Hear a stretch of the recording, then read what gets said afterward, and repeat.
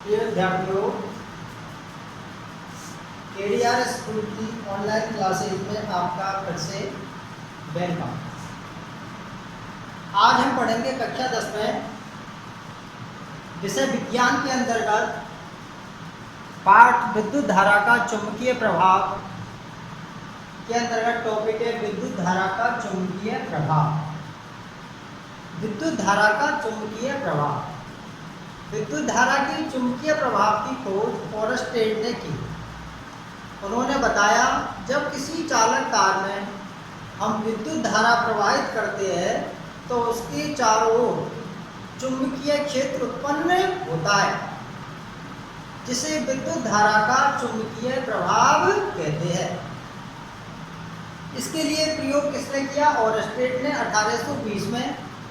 तो उन्होंने इस प्रयोग के लिए क्या क्या सामग्री ली, तो देखिए, एक बैटरी ली, एक कुंजी के ली, एक धारा नियंत्रक RH और एक चालक तार PQ और संयोजन तार से इनको हमने श्रेणी क्रम में संयोजित कर दिया।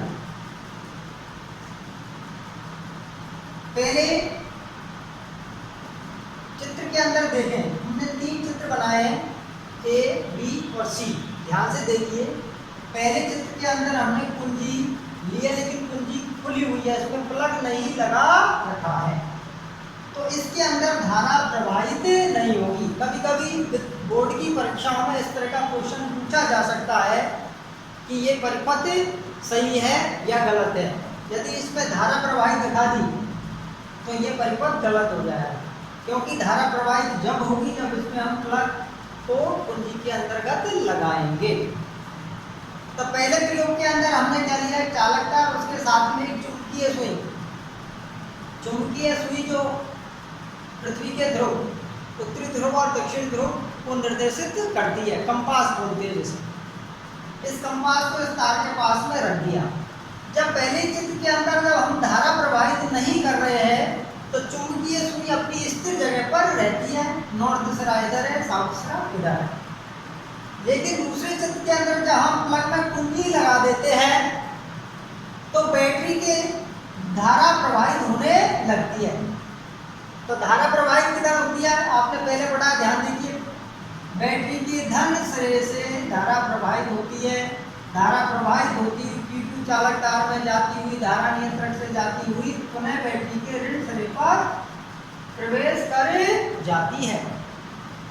अब इस चित्र के अंदर जब हम धारा प्रवाहित करते हैं तो हमारी ये सुई कंपास है, जिसके अंतर्गत N और S सिरे हैं। तो धारा प्रवाहित करने पर Q सिरे से ये N सिरा नीचे की ओर सट जाता है, जो N सिरे बता रहा था।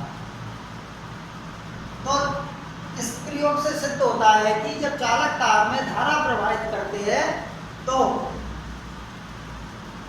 चालक तार के चारों ओर चुंबकीय क्षेत्र उत्पन्न होता है, जिससे दिक्सूचक सुई, दिक्सूचक दिशा सूचक सुई विक्षेपित हो जाती है। यहाँ सिंपल वे में चित्र में देखिए, N सिरा है और S सिरा इस तरह, लेकिन N सिरा किधर आ गया? नीचे आ गया।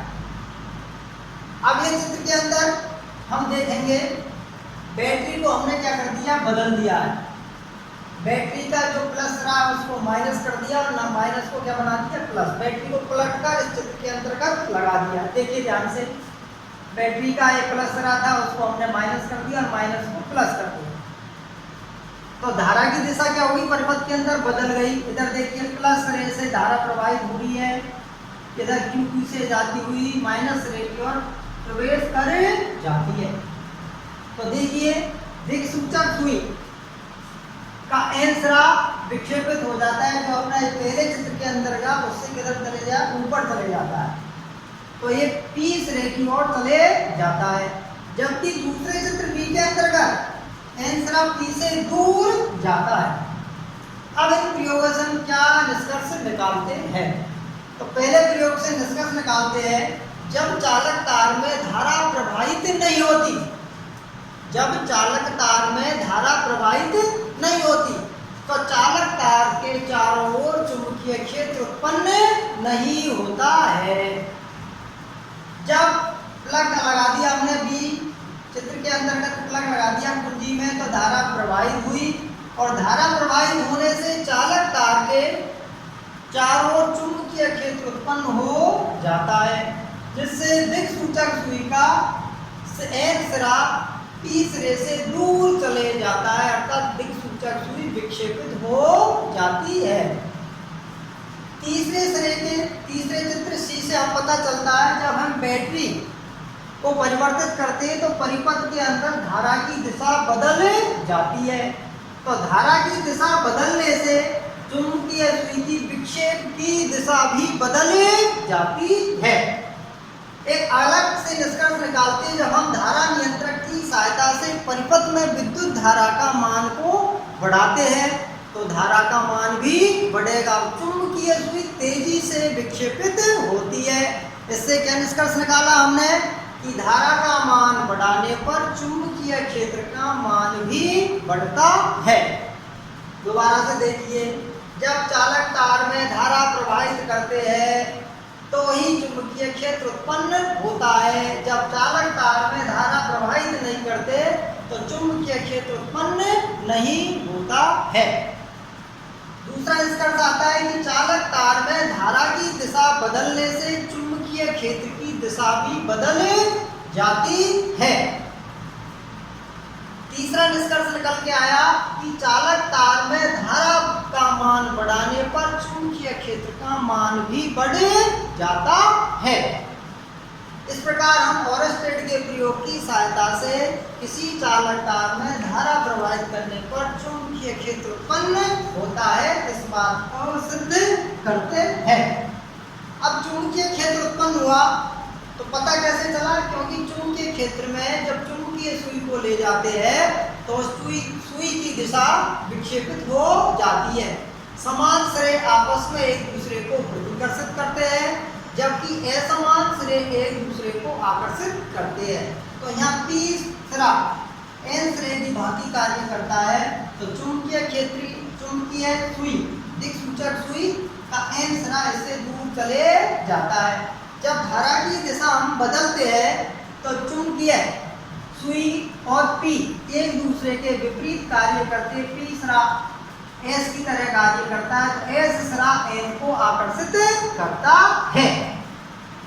अब आता है अगला पॉइंट, चुंबकीय क्षेत्र की दिशा ज्ञात करने के नियम। किसी चालक तार में चुंबकीय क्षेत्र उत्पन्न होता है तो उसकी दिशा को ज्ञात करने के लिए कक्षा 10 में 2 नियम बताए गए हैं।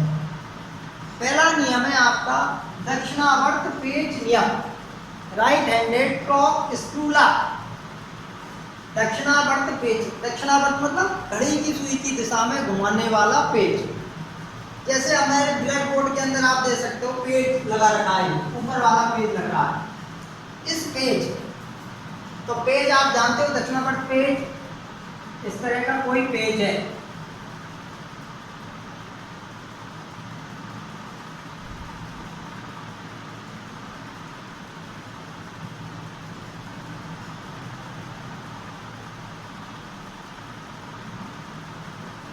इस पेज को हम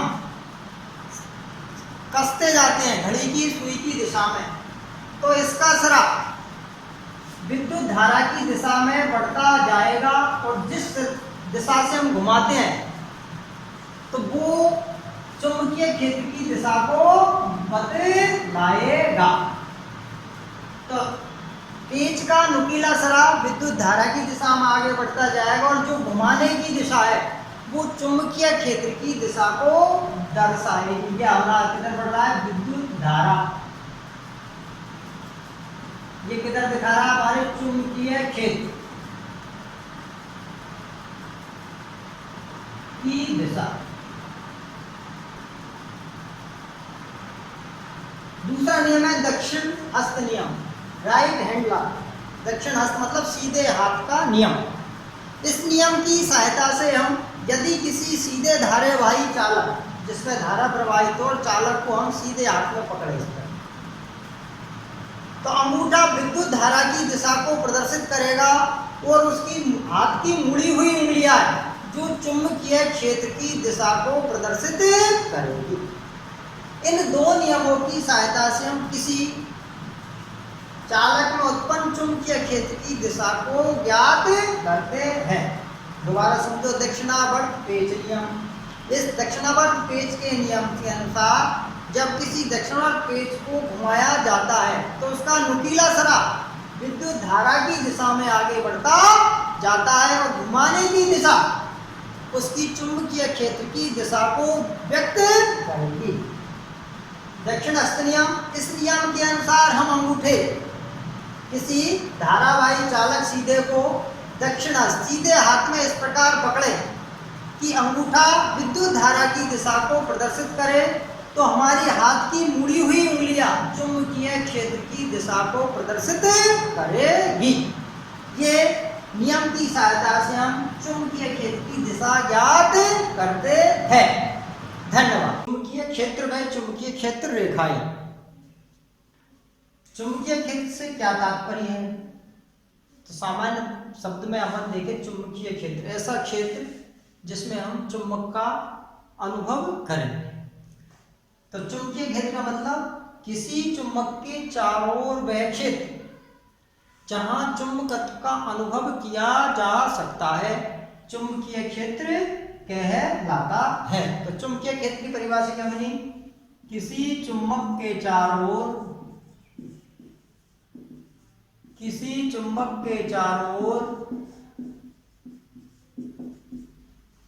स्थित वह क्षेत्र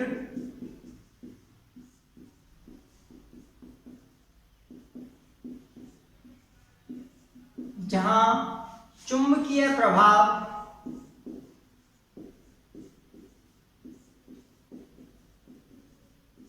महसूस किया जा सके।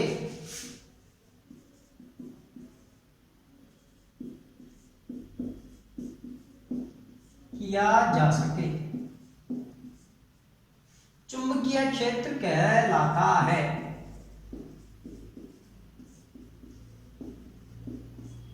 चुंबकीय क्षेत्र कहलाता है। ध्यान से दो। तो किसी चुंबक के चारों ओर वे क्षेत्र जहां चुंबकीय प्रभाव अनुभव किया या महसूस किया जा सकता है, उस क्षेत्र को हम बोलेंगे चुंबकीय क्षेत्र। चुंबकीय क्षेत्र रेखाएं। चुंबकीय क्षेत्र रेखा एक। चुंबकीय क्षेत्र रेखाएं। ध्यान से देखिए, बोर्ड की परीक्षा में प्रश्न पूछा जाता है, चुंबकीय क्षेत्र एवं चुंबकीय क्षेत्र रेखाओं को परिभाषित कीजिए। तो चुंबकीय क्षेत्र को प्रदर्शित करने वाली रेखाएं चुंबकीय क्षेत्र रेखाएं, चुंबकीय बल रेखाएं कहलाती है। तो वह रेखाएं जो चुंबकीय क्षेत्र को प्रदर्शित करती है, चुंबकीय क्षेत्र को प्रदर्शित करती है, चुंबकीय क्षेत्र रेखाएं कहलाती है। क्वेश्चन आता है, चुंबकीय क्षेत्र रेखाओं की विशेषता बताइए। आप देखो, चुंबकीय क्षेत्र क्वेश्चन आता है इसी में, किसी क्षण चुंबक से गुजरने वाली चुंबकीय क्षेत्र रेखाओं का नामांकित चित्र बनाइए। किसी क्षण चुंबक से गुजरने वाली चुंबकीय बल रेखाओं का नामांकित चित्र बनाइए। तो आपको ध्यान से देखना है, ये सरा आपका एन है और ये सरा एस है। तो किसी भी चुंबक को या चुंबकीय सुई को हम स्थिर रखते हैं जहां चुंबकीय क्षेत्र नहीं है, तो जिस जगह उसका तीर का बाला सिरा है स्थिर हो जाता है उसे उत्तरी ध्रुव, और जिस जगह उसका पीछे वाला सिरा है वो स्थिर रह जाता है उसे दक्षिणी ध्रुव कहते हैं। इस चुंबकीय सुई या दिक्सूचक की सहायता से हम उत्तरी ध्रुव और दक्षिणी ध्रुव का निर्धारण करते हैं। जहां चुंबकीय प्रभाव नहीं होता वहां ये उत्तरी ध्रुव और दक्षिणी ध्रुव को दर्शाएगी।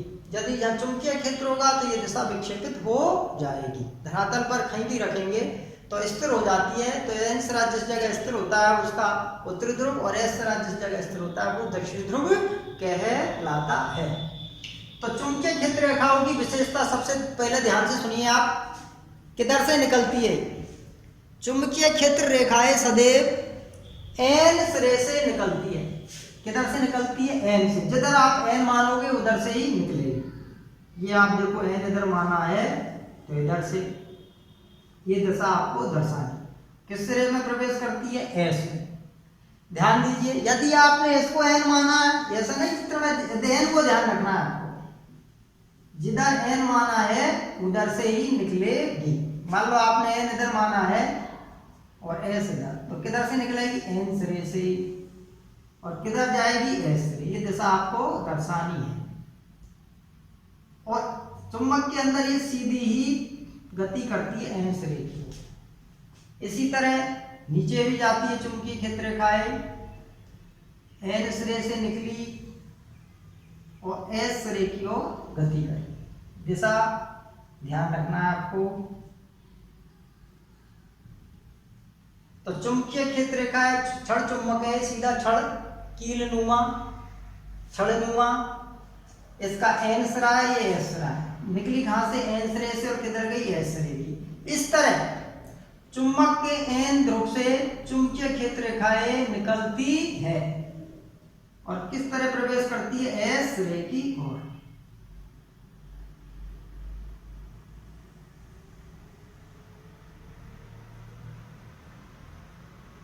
अब देखिए ध्यान से, चुंबकीय क्षेत्र रेखाएं एन सिरे से निकलती है और एस सिरे में प्रवेश कर जाती है। किसके रूप में? वृत्ताकार पथ के रूप में। और एस से एन सिरे की ओर एक समांतर या सीधे रेखा के रूप में गुजरती है। अतः चुंबकीय क्षेत्र रेखाएं एक बंद वक्र होती है। पहला पॉइंट क्या गया? चुंबकीय क्षेत्र रेखाएं क्या होती है? एक बंद वक्र। इस तरह कई सारी चुंबकीय क्षेत्र रेखाएं निकलती हैं।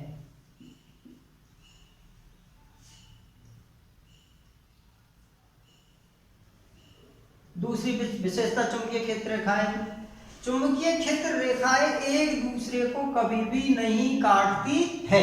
ध्यान से देखिए, इस चित्र के अंदर कई सारी रेखाएं, लेकिन एक दूसरे को बिल्कुल भी नहीं काटेगी। तीसरी बात, चुंबकीय क्षेत्र रेखाएं एन सिरे से निकलती है और एस सिरे पर प्रवेश करती है।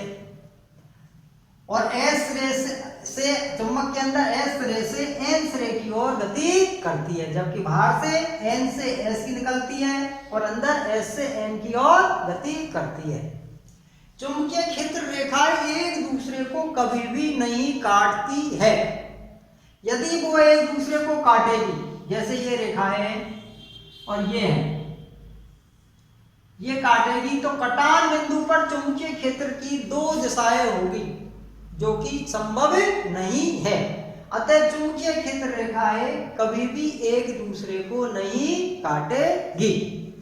ये क्षण चुंबक से निकलने वाली चुंबकीय क्षेत्र रेखाओं को प्रदर्शित करता हुआ चित्र है। ये 1 नंबर का प्रश्न बोर्ड की परीक्षा में पूछा जाता है। दोबारा से देखिए इस टॉपिक को, छोटा सा टॉपिक है चुंबकीय क्षेत्र।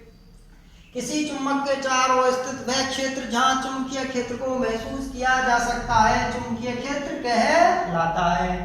चुंबकीय क्षेत्र को प्रदर्शित करने वाली रेखाओं को हम चुंबकीय क्षेत्र रेखाएं, चुंबकीय बल रेखाओं के नाम से जानते हैं। चुंबकीय क्षेत्र रेखाओं की विशेषता, किसी क्षण चुंबक से गुजरने वाली चुंबकीय क्षेत्र रेखाओं को प्रदर्शित करता हुआ एक नामांकित चित्र बनाइए।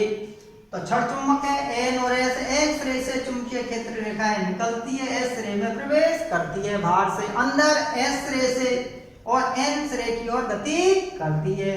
चुंबकीय क्षेत्र रेखाएं बंद वक्र होती है। चुंबकीय क्षेत्र रेखाएं एक दूसरे को कभी भी नहीं काटती है, क्योंकि यदि काटेंगी तो ये एक बिंदु पर दो चुंबकीय क्षेत्र रेखाओं को चुंबकीय क्षेत्र की दिशाओं को बताएगा, जो कि संभव नहीं है। जैसे जैसे चुंबक से दूर जाते हैं तो चुंबकीय क्षेत्र रेखाओं की दूरी बढ़ती जाती है, जिसके कारण चुंबकीय क्षेत्र का मान भी घटता जाता है।